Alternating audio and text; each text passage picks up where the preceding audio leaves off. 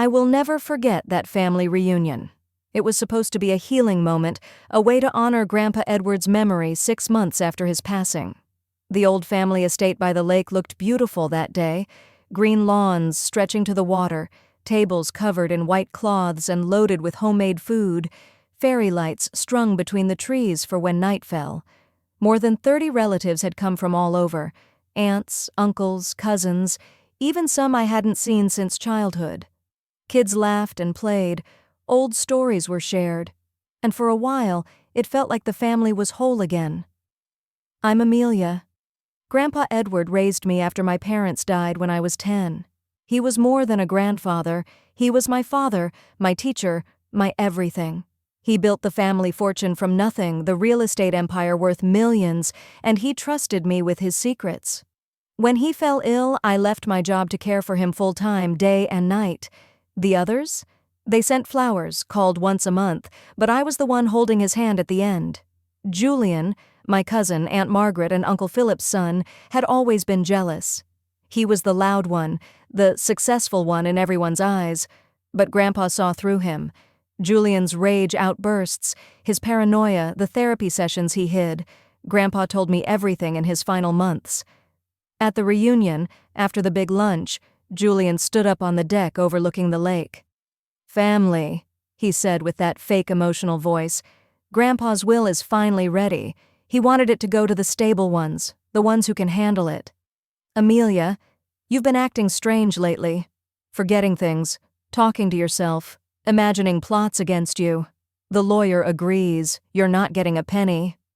The relatives cheered. Aunt Margaret wiped tears. Uncle Philip nodded proudly. Cousins clapped like it was justice. They all looked at me, waiting for the breakdown. I sat quietly, heart steady, because Grandpa had prepared me for this exact moment, and the real instability was about to be exposed. They thought their cheers meant the end for me. They were so wrong. The reunion ended with hugs and promises to stay in touch now that everything is settled. Julian smiled the whole time, shaking hands, accepting congratulations like he had already won. I drove home in silence. 3 weeks later, the letter arrived. A court summons. Aunt Margaret and Uncle Philip, Julian's parents, had filed a petition to contest Grandpa's will. They claimed I was mentally incompetent to inherit anything. Their argument: grief had made me unstable, paranoid, and incapable of managing finances.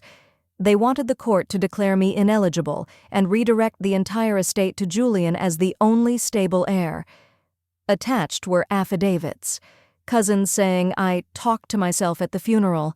A doctor's note claiming I had sought treatment for delusions. Even a statement from a neighbor I barely knew, saying I seemed confused when picking up mail. They had been planning this for months. The first hearing was brutal. Ms. Harper, my lawyer, warned me it would be ugly, but nothing prepared me for seeing my own family on the other side of the courtroom.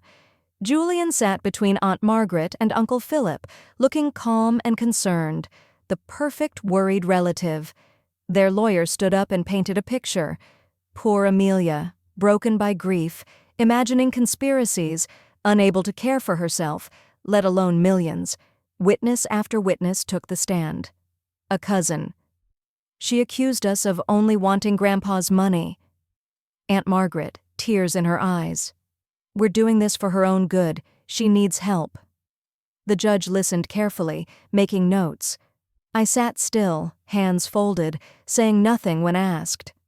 Ms. Harper objected where she could, but the picture they painted looked convincing. After the hearing, Julian walked past me in the hallway. "You should drop this, Amelia," he whispered. "Everyone knows you're not well. Save yourself the embarrassment." I looked at him and smiled, the same small smile from the reunion. He frowned but walked away. They thought the case was theirs. They thought the next hearings would seal it.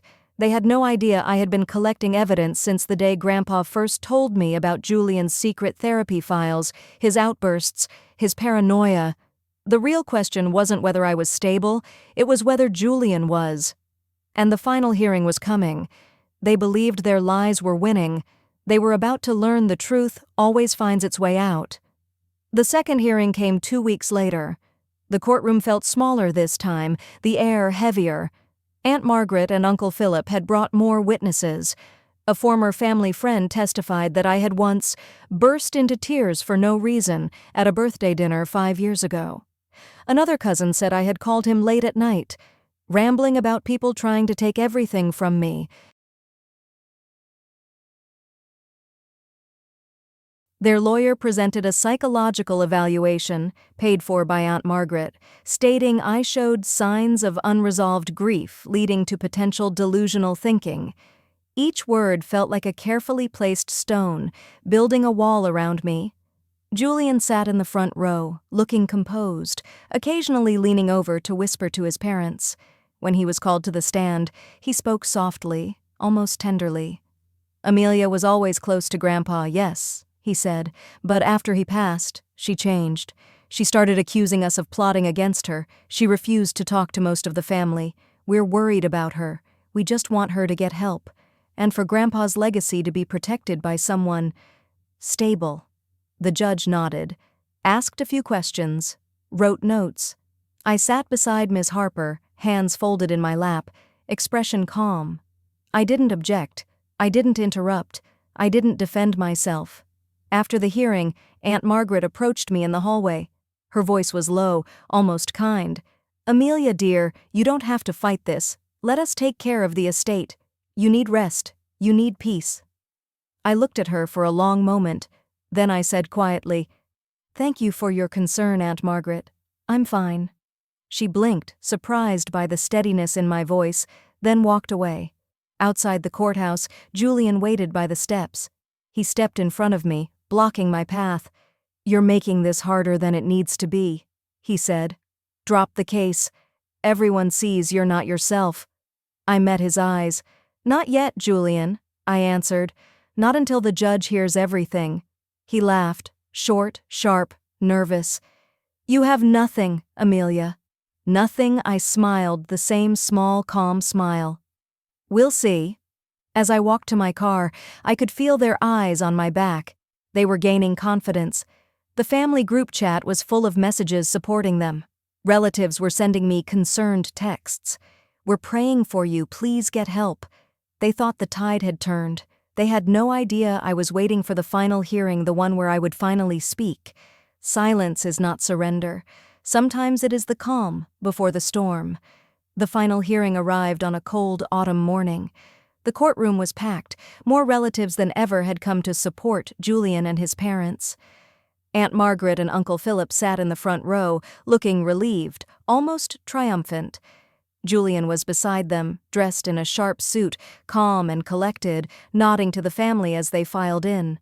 Their lawyer gave the closing argument with confidence. Your Honor, he said, the evidence is clear. Miss Amelia has exhibited consistent signs of mental instability, paranoia, withdrawal, unfounded accusations against her own family.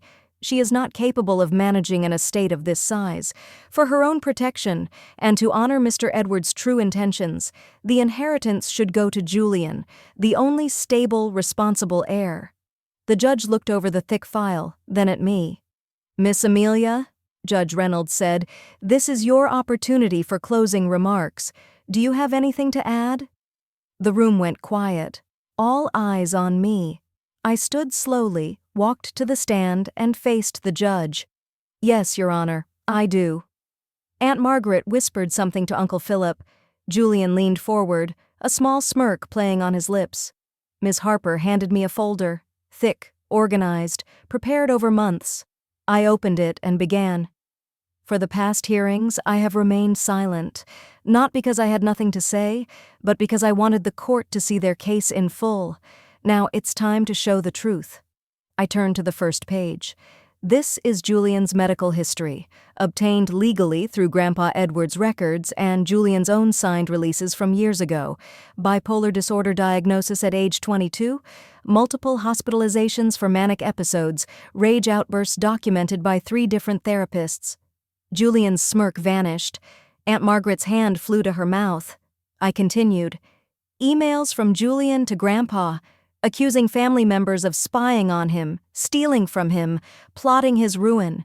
Paranoia so severe he once threatened to burn down the lake house because he believed enemies were hiding there. The judge leaned forward, reading the documents as I placed them on the stand. Julian, witness statements from former employees who quit because of Julian's unpredictable behavior, prescription records for mood stabilizers he stopped taking 2 years ago. Julian stood up suddenly. "This is private, you can't—" The judge banged the gavel. "Sit down, sir." I looked directly at Julian. "The real instability, Your Honor, has never been mine." The relatives who had testified against me now looked sick. Aunt Margaret was crying quietly. Uncle Philip stared at the floor. Julian's face was white, eyes wide. And I had only shown half the evidence. They thought silence was defeat. They were about to learn it was preparation. I didn't stop. I laid out the next set of documents. Therapy notes from Julian's own psychiatrist. Released with Grandpa's permission before he passed. Episodes of severe mania, I read aloud. Paranoid delusions that family members were conspiring to take his money. Violent outbursts, including one where he destroyed furniture in a rage. Julian shifted in his seat, face growing red. Aunt Margaret reached for his hand, but he pulled away. Then came the emails, dozens of them, printed and highlighted. Julian writing to Grandpa, "They're all against me. Amelia is poisoning you so she can steal everything." Another, "I know Aunt Clara is spying on my accounts. I can't trust anyone." The judge's eyebrows rose higher with each page. I turned to the witness statements, former girlfriends, old college friends, even a co-worker who had quit after Julian threatened him during an episode. One statement read, "Julian once accused me of hacking his phone because he couldn't find it. He screamed for hours, convinced I had stolen it to ruin him." The relatives who had testified against me now looked uncomfortable. Some shifted in their seats, others whispered to each other. Julian finally spoke, voice shaking. "This is ridiculous. Those are old. I'm fine now. She's twisting everything." Ms. Harper stood calmly. "Your Honor, we have recent evidence as well. Bank records showing erratic spending patterns consistent with manic episodes. $50,000 in one weekend on luxury items he later claimed he didn't remember buying." Julian stood up suddenly. "Enough. She's lying. She's the one who's unstable." The judge banged the gavel. "Mr. Julian, control yourself." But Julian couldn't. His voice rose. "You're all against me. You've always been against me." Aunt Margaret tried to pull him down. "Julian, sit, please." He shook her off, eyes wild. The same paranoia Grandpa had described, right there in the courtroom. The relatives who had cheered him at the reunion now stared in horror. One cousin whispered, "Is that real?" I looked at the judge. "Your Honor, the pattern is clear. The instability they accused me of belongs to Julian." Julian's breathing grew rapid. He gripped the table, knuckles white. The room was silent except for his heavy breaths.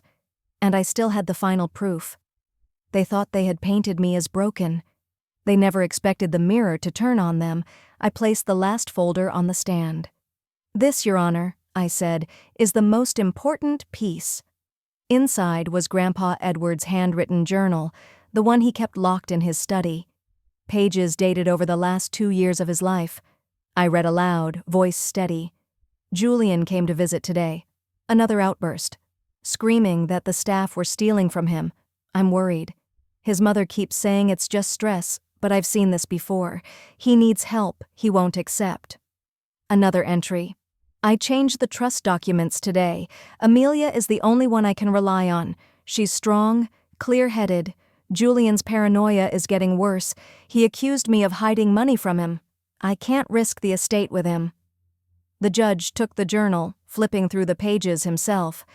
Then came the trust amendment, signed, notarized, witnessed by Mr. Thompson months before Grandpa passed. It stated clearly, "In the event of any challenge based on mental competency, full medical and psychological records of all claimants must be reviewed." Julian's records, the ones I had just presented, disqualified him completely. The judge looked up. "Mr. Julian's counsel," he said, "do you have any response to this evidence?" Their lawyer stood, face pale. He stammered for a moment, then sat back down. "No, Your Honor." Julian was breathing fast now, eyes darting around the room. Aunt Margaret was crying silently. Uncle Philip stared straight ahead, as if he couldn't believe what was happening. The relatives who had testified against me, the ones who cheered at the reunion, now looked ashamed. One cousin shook her head slowly. Another whispered, "We were wrong." I closed the folder. "Your Honor, I never wanted this fight, but Grandpa knew the truth. He protected me because he saw what they tried to hide." The judge nodded, then addressed the court. "Based on the evidence presented, particularly the medical records, journal entries, and trust amendment, I find that Miss Amelia is fully competent. Mr. Julian, however, does not meet the stability requirements outlined in the trust." He paused. "The entire estate is awarded to Amelia. Case closed." The gavel fell. Julian slumped in his seat, face in his hands. Aunt Margaret reached for him, but he didn't respond. The family sat in stunned silence. My silence hadn't been weakness. It had been strength. They tried to break me with lies. In the end, the truth broke them. The gavel's echo faded, and the courtroom remained silent for a long moment. Julian sat motionless, head bowed, hands trembling in his lap. Aunt Margaret reached for him again, but this time he didn't pull away. He simply had no strength left. Uncle Philip stared at the judge as if he couldn't comprehend what had just happened. The relatives who had testified against me, the ones who cheered Julian at the reunion, now avoided eye contact with everyone. Some wiped tears, others shook their heads slowly, whispering apologies under their breath. Judge Reynolds cleared his throat. "The decision is final. The estate, property, accounts, and all assets belong solely to Miss Amelia." Court adjourned. He stood, and the room slowly emptied. As I gathered my papers, a few cousins approached hesitantly. One said quietly, "We were wrong. We're sorry." Another added, "We let Julian convince us. We should have seen the truth." I nodded, accepting their words without anger. Outside the courthouse, the autumn air felt crisp and clean. Ms. Harper walked beside me. "You did it," she said softly. "Grandpa would be proud." I smiled, a real one this time. He knew I could. 6 months later, life is different. The estate is mine, legally and completely. I've renovated the old lake house, turned part of the land into a small community garden Grandpa always talked about. The investments are growing. I started a foundation in his name, helping families dealing with mental health struggles get the support they need, no judgment. Julian moved away. He's getting help now, real help. Aunt Margaret calls sometimes, voice heavy with regret. "We should have listened to you," she says. "We pushed him too far." I don't hate them. I pity them. They lost more than money. They lost trust, family, themselves. The relatives who once turned against me now reach out often. Holiday invitations, apology dinners. They see me differently now, not as the unstable one, but as the strong one. That day in court taught me something I'll carry forever. When people try to paint you as broken, unstable, unworthy, sometimes the best response is silence, not because you have nothing to say, but because you're waiting for the perfect moment to speak the truth. And when that moment comes, let it speak loud enough to change everything. Ladies, if you're watching this and someone is trying to make you doubt yourself, remember, your silence isn't weakness, it's strategy, it's strength. And when the time is right, the truth will set you free. Thank you for listening to my story. If you've ever been called unstable when you were the strongest one in the room, drop A in the comments. Tell me where you're watching from. I read every single one. Like, subscribe and hit the bell. More stories of family drama, courtroom karma, and quiet victories are coming every week. You've got this. Stay strong.